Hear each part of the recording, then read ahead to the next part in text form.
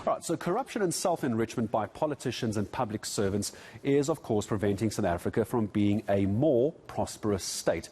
It all comes at the expense of the poor and erodes our democracy. Now, we take that one step further, and Finance Minister Enoch Godongwana recently gave his view on the state of governance in South Africa and what metrics are being used to decide whether the country is in fact a failed state. It's that term that worries me a lot. Political analyst Ebrahim Harvey, always great to chat to you, Ebrahim. Good to have you on the South African Morning. And we talk about corruption and self-enrichment a lot, but when we start bringing the words failed state into formal discussions, we have to be very worried. How worried are you? Good morning.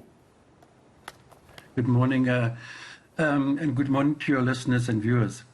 I'm extremely worried, because when I penned this column asserting that, in fact, there's already an answer about whether we are a failed state or not in early January, News 24 column, things are actually much worse now over the past 2 to 3 months, I think the exchange between Godongwana and the outgoing DG, what's his name now, Dongo Bogonjani, I think it's misleading, really. He raises very important questions, and I don't think Enoch does himself a service, the way in which he responded to this. You see, critical to appraising the question whether we have a failed state or not is to look at establishing criteria upon which you decide and answer that question. Now, to my mind, which is what I argued in the column, you see, it's when the basics in society is failing. This is a ruling party which we know has been in a crisis, interminable, apparently, for over a decade, getting worse by the day. You expect that the ruling party, you take crime, for example. One of the first major responsibilities of a democratically elected government in a constitutional democracy is to protect its citizens and to create a safe environment for that purpose. You look at what has happened to crime. But let's look at even more important indicators of the depth of this crisis, and that's why I penned that piece. I said this thing about talking about whether we have a failed state or not has been argued by what has been happening on the ground. We have the worst economic, social, and political crisis in South Africa right now. The worst ever infrastructural crisis in this country. Just look at Johannesburg. I studied Johannesburg. Let me tell you, since Joburg was formed in 1886, the worst crisis of the roads, the conditions, potholes have turned into craters. It has never been, even during the darkest days of apartheid.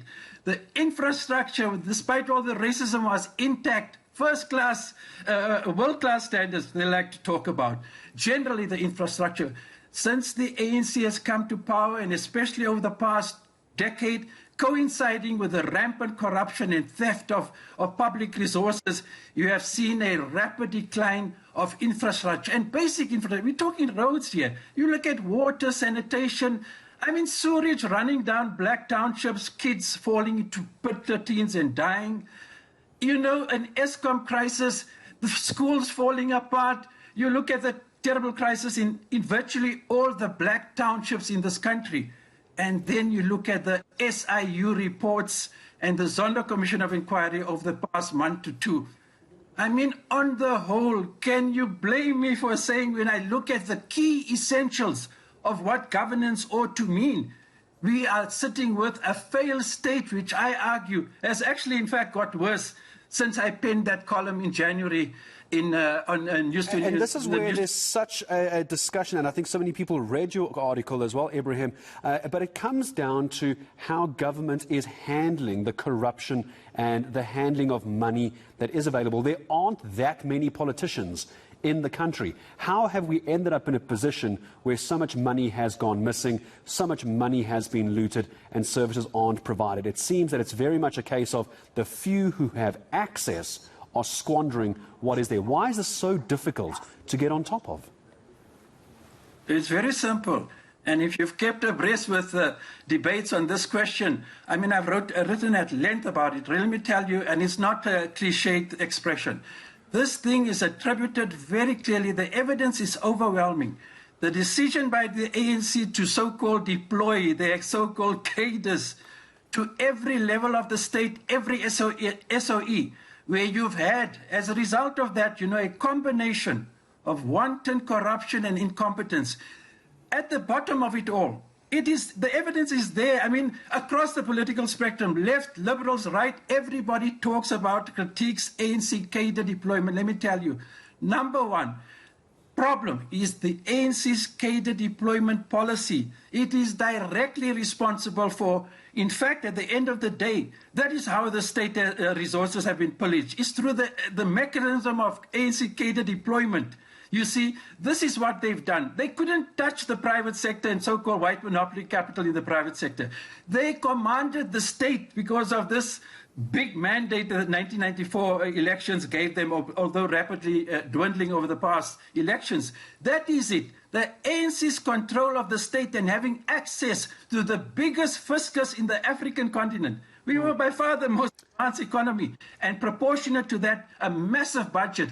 And the ANC looked at, and it used cadre deployment to pillage those resources, not for the interests of its own electorate and the citizens, but for the creation of a political, economic elite embedded now without any doubt in the most rampant corruption right across society, and particularly the state. Ebrahim, I'm going to ask this as a last question to you as well. And you mentioned the electorate. You mentioned those being put into power by those who have chosen as an electorate. And that's where I'm going to go in the conversation next. I want to ask what the alternative is, but every time we get to political or ANC voters, there is this argument that they keep getting voted back in. And surely, as the ANC, you would interpret that as a vote of confidence to how they're running the country, because they're getting the numbers. What do you say to that sort of critique when we have an ANC elective conference coming up and elections again in a couple of years? If South Africans were really so tired about the ANC government, why do we keep voting them in? Final answer from you. Yes, your simple answer. And it is, you'll see it from country to country, globally and historically.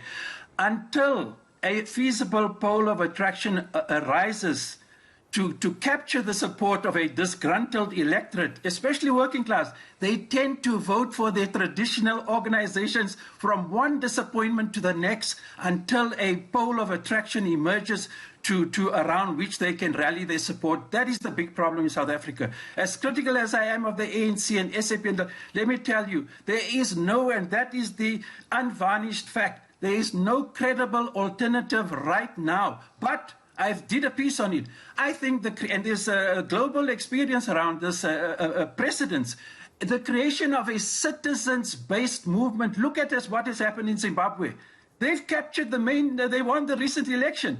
A citizens-based movement cutting across the working class and the middle class, itself is now, reeling under the impact of this crisis. I think opens up prospects and possibilities for creating a new alternative that would enter the elections in whatever form it takes. But a citizens-based, civil society-driven movement is what I think. Labour's compromised, the trade unions are in a mess, and the ANC as the ruling party. And that is what I think we should be moving towards, is the creation of a kind of united democratic front that we had during the apartheid years. And it's going to take everything possible as far as those who go with your idea, Ebrahim, of the country is heading towards a failed state. It's always so good to have political analyst Ebrahim Harvey on this, because the reason we brought up the discussion of corruption and tenders and cadre deployment is because of the flooding in KwaZulu-Natal. So many people have said, we simply don't trust the billions being handed out. Where is that money going to go? So it brought very much back to the focus, that of corruption and tenders and how the government is handling corruption in this country.